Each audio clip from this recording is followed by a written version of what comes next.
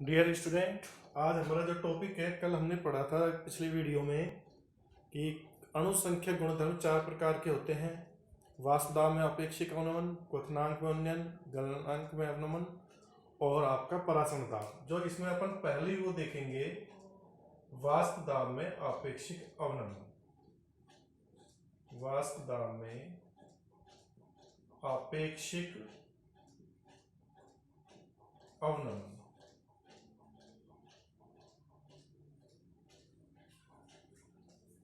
वास्तुदाब में अपेक्षिक अवनमन अपना आज का टॉपिक है। वास्तुदाब में अपेक्षिक या सापेक्षिक अवनमन।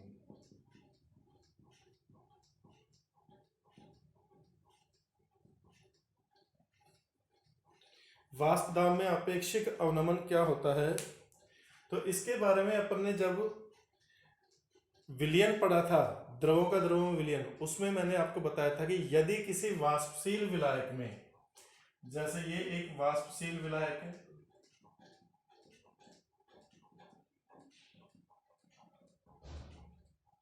वाष्पशील विलायक,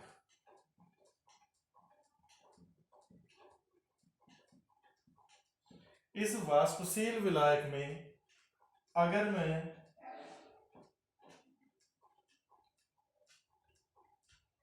अवाष्पशील विलय मिला दूं, ठोस है अवाष्पशील विलय,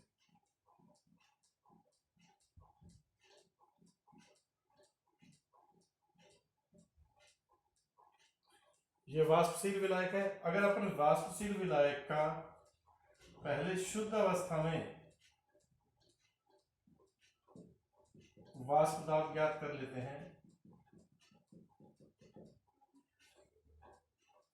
शुद्ध विलायक है ये, तो इसका जो वाष्प दाब है पीए नोड शुद्ध अवस्था में, पीए नोड क्या है शुद्ध अवस्था में इस विलायक का वाष्प दाब। अब इसमें मैं ये मिला रहा हूं, तो जब इसको मिलाऊंगा अवाष्पशील कणों को वाष्पशील विलायक में,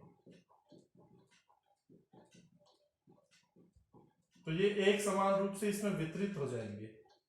अवाष्पशील कण है जो क्या होंगे, एक समान रूप से इसमें वितरित हो जाएंगे।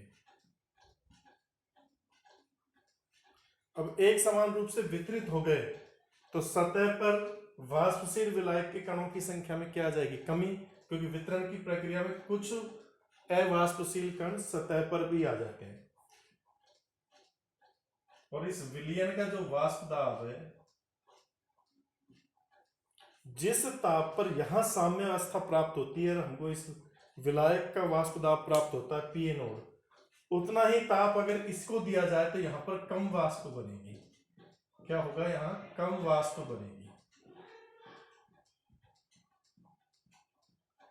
अब कम वाष्प बनेगी तो इसका जो वाष्प, ये अवाष्पशील विलयुक्त, अवाष्पशील विलयुक्त विलयुक्त विलयन है,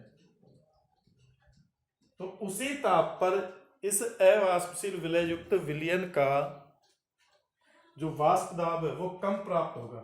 मान लीजिए ये पीएस है, तो यहां पर वाष्प कम बनेगी, कम बनेगी तो इसका वाष्प दाब भी क्या होगा, उसी ताप पर कम प्राप्त होगा।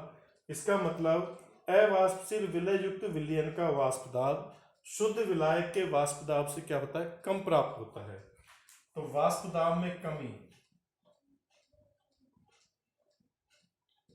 वाष्प दाब में कमी, वाष्प दाब में जो कमी आएगी वो क्या होगी, delta P is equal to P A naught minus P S, ये वाष्प दाब में कमी रहेगी।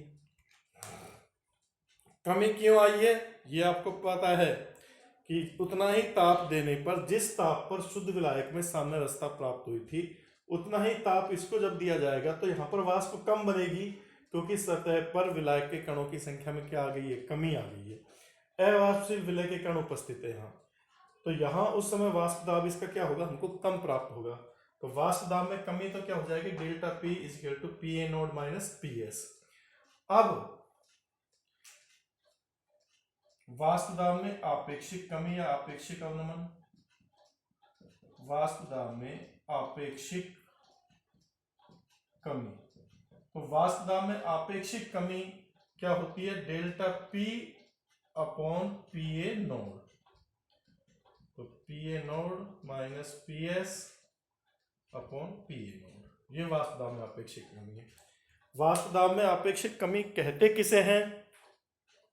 वाष्प दाब में जो आपेक्षिक कमी है ये कहते किसे हैं?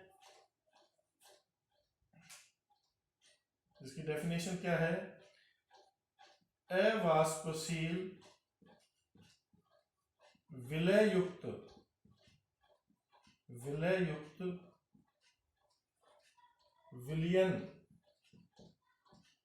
विलयन का वाष्प दाब अवाष्पशील विलययुक्त विलयन का वाष्प दाब शुद्ध विलायक के सापेक्ष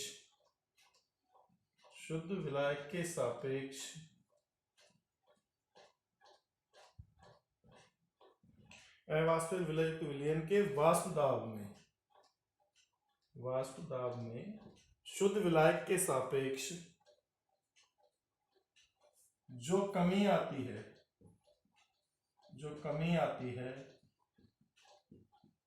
उसे ही क्या कहा जाता है?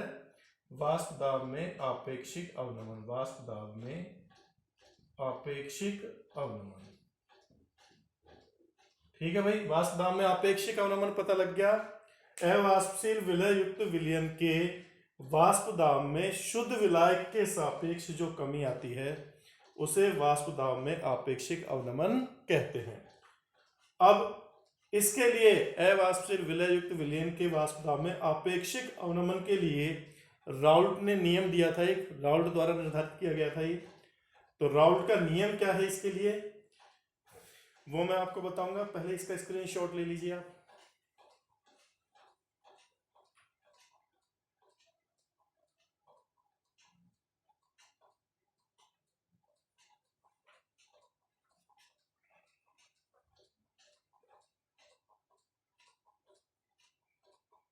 ले लिया भाई स्क्रीनशॉट?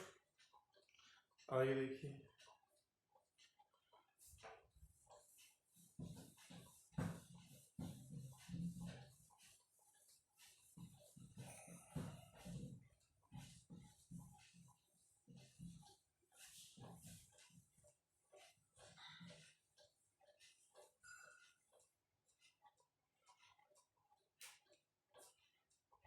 राउल्ट के नियमानुसार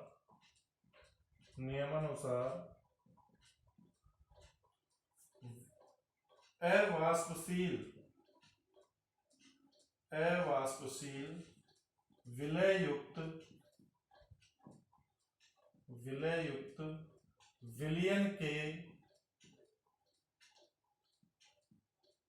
वाष्प दाब में आपेक्षिक अवनमन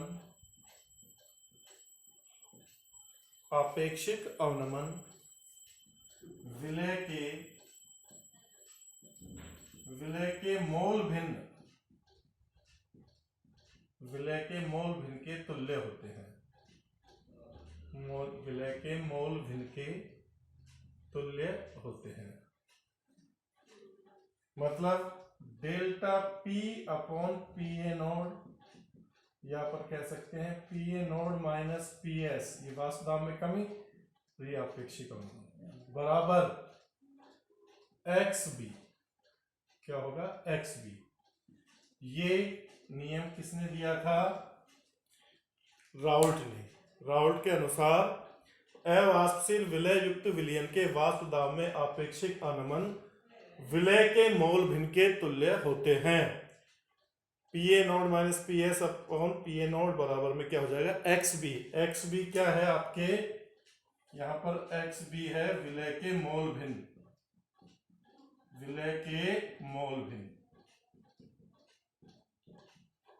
अब आपको पता है XB मोल भिन्न के बारे में आप पढ़ चुके हो।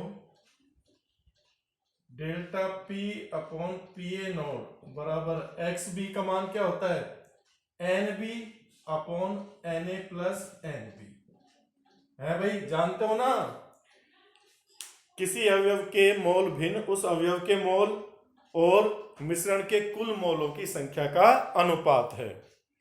तो Na NB upon Na plus NB, ये इसका फॉर्मूला हो गया।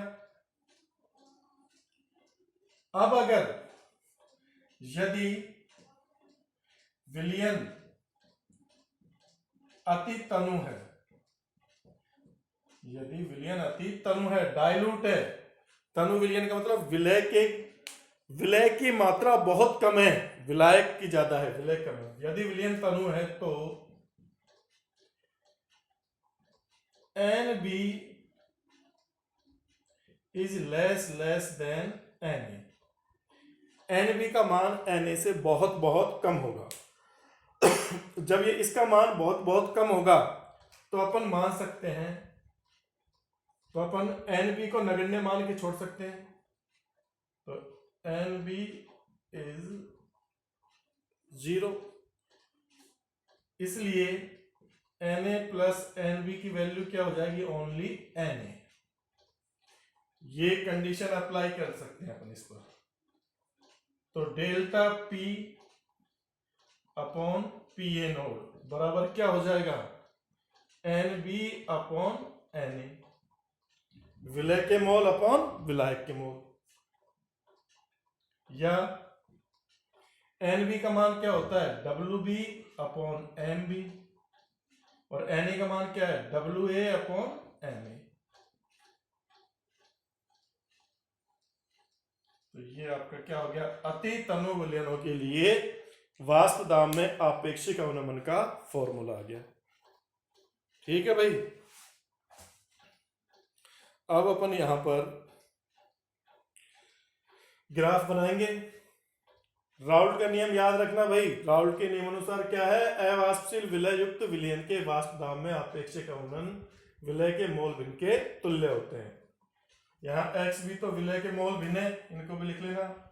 PA नोड आपको पता ही है, शुद्ध विलायक का वाष्प दाब, शुद्ध विलायक का वाष्प दाब, और PS क्या है, विलयन का वाष्प दाब, अवाष्पशील विलय युक्त विलयन का वाष्प दाब। इसका स्क्रीनशॉट ले लीजिए।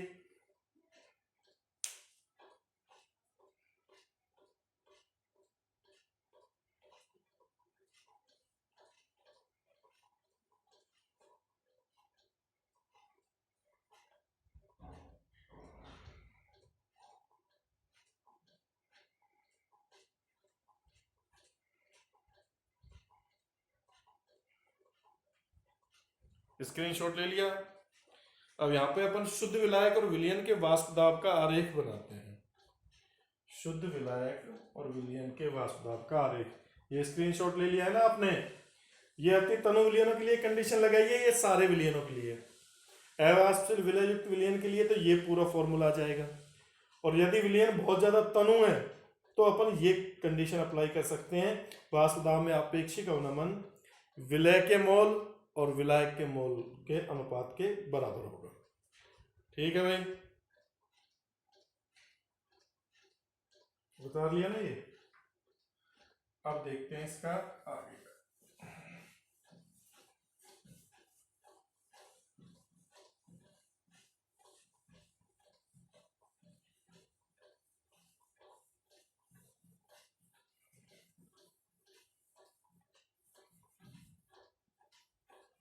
अब इसी में हम इसमें ही शुद्ध विलायक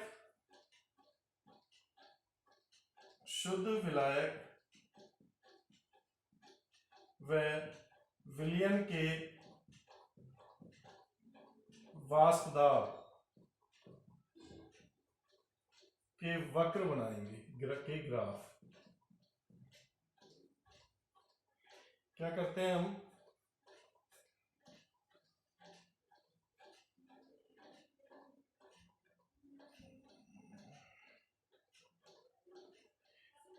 इस अक्ष पर, एक्स अक्ष पर तो ताप ले लीजिए, ये तो ताप लो, और यहां ले लीजिए वाष्प दाब, वाष्प दाब।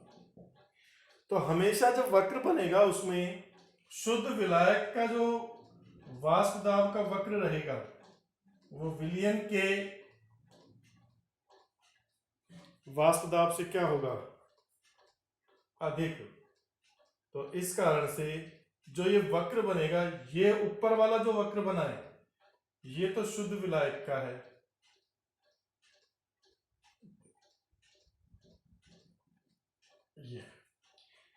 ये तो है पीए नोड। साम्य अवस्था, साम्य अवस्था कहां आती है, क्वथनांक पॉइंट पर। साम्य अवस्था कहां आएगी आपकी, क्वथनांक पॉइंट पर, टीबी। इसको अपन ने क्या लिखा है, टीबी, टीबी नोड, शुद्ध विलायक का तो टीबी नोड। और इतना ही ताप देने पर ये तो हो गया आपका शुद्ध विलायक का, जो ए है ये तो है शुद्ध विलायक, ए वक्र। और जो ये बी वक्र है ये है विलयन का, विलयन का वाष्प दाब का वक्र, ये विलयन का है।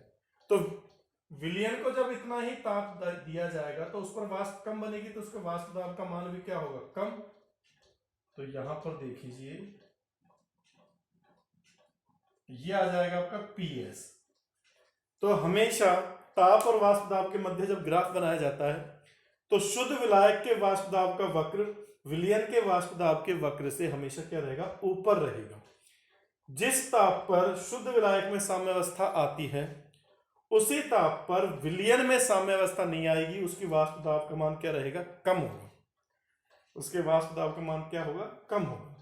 यही क्या है आपका इनका ग्राफ हो गया। इसी ग्राफ से अपन आगे बढ़ेंगे, आगे की प्रॉपर्टीज को देखेंगे। अब इस पर बेस एक क्वेश्चन मैं आपको करवा दे देता हूं, न्यूमेरिकल, ठीक है। तो एक न्यूमेरिकल देख लेते हैं। ये आपकी पहली प्रॉपर्टी हो गई है अणुसंख्यक गुणधर्म, जो पहला अणुसंख्यक गुणधर्म हो गया है। पहला अणुसंख्यक गुणधर्म वाष्प दाब में आपेक्षिक अवनमन।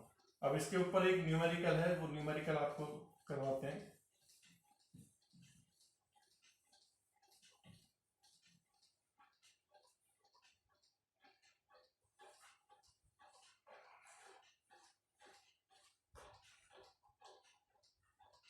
क्वेश्चन है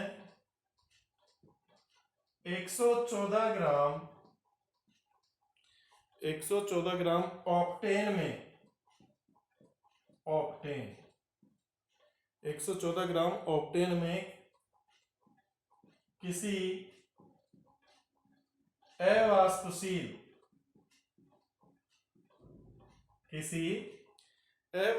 विलय, अवाष्पशील विलय, इस अवाष्पशील विलय का जो अणुभार दे रखा है वो दे रखा है 40 ग्राम प्रति मोल। ये दिया हुआ है सवाल में 40 ग्राम प्रति मोल। जानते हो ना, एक मोल का द्रव्यमान अगर ग्राम में हो तो वही उसका क्या होता है, अणुभार।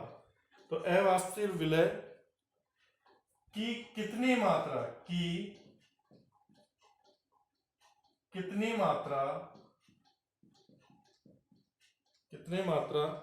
घोली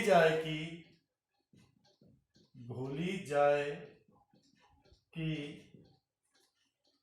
ऑक्टेन का वाष्प दाब घटकर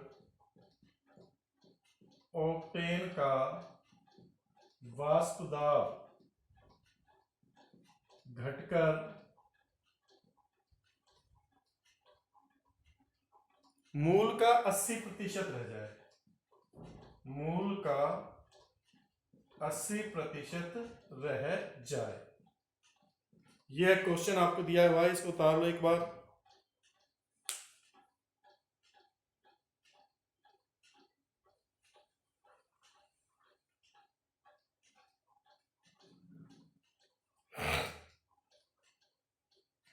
हाँ भाई,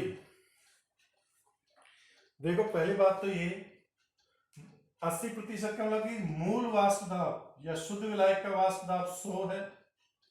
शुद्ध विलायक का वाष्प दाब क्या है, 100। शुद्ध विलायक का वाष्प दाब PA नोट जिसको कहते हैं वो कितना है 100, और विलियन का वाष्प दाब कितना है,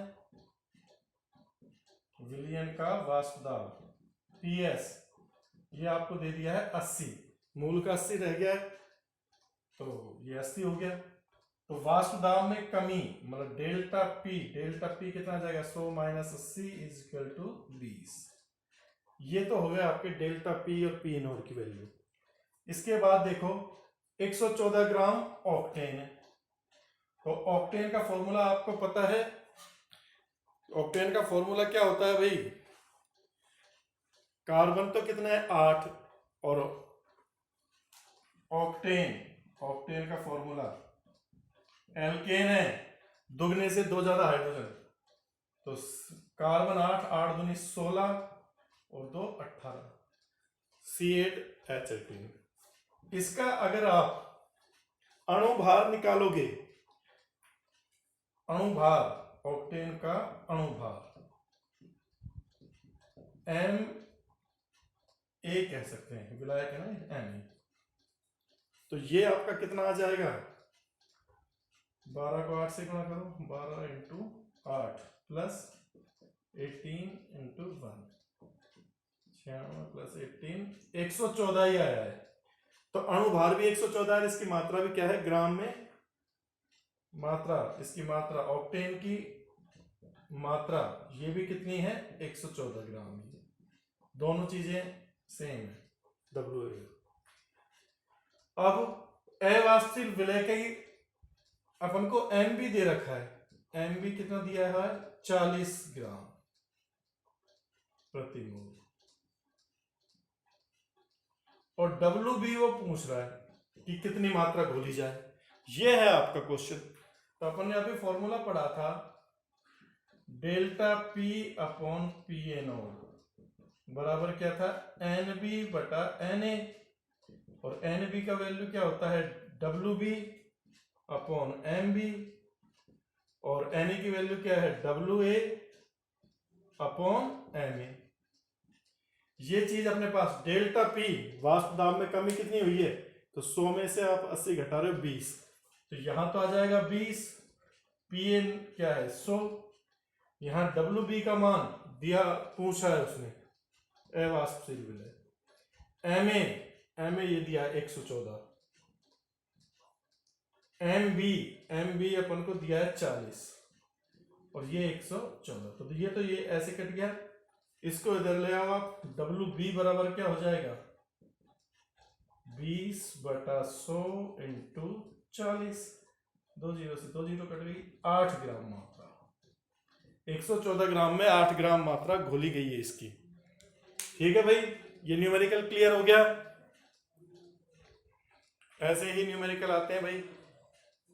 तो ये आपका पहला प्रॉपर्टी वाष्प दाब में अपेक्षित नमन मैंने क्लियर कर दिया है। कल जो अपन वीडियो देखेंगे, कल वीडियो जो मैं बनाऊंगा उसमें अपन अणुसंख्या गुणधर्म की दूसरी उदाहरण देखेंगे, क्वथनांक में उन्नयन, बॉइलिंग पॉइंट में उन्नयन, तो उसको समझेंगे, वो भी इसी से रिलेटेड है वाष्प दाब से। तो आप इसको एक बार अच्छे से पढ़ लेना, ये स्क्रीनशॉट ले लीजिए आप इस न्यूमेरिकल का।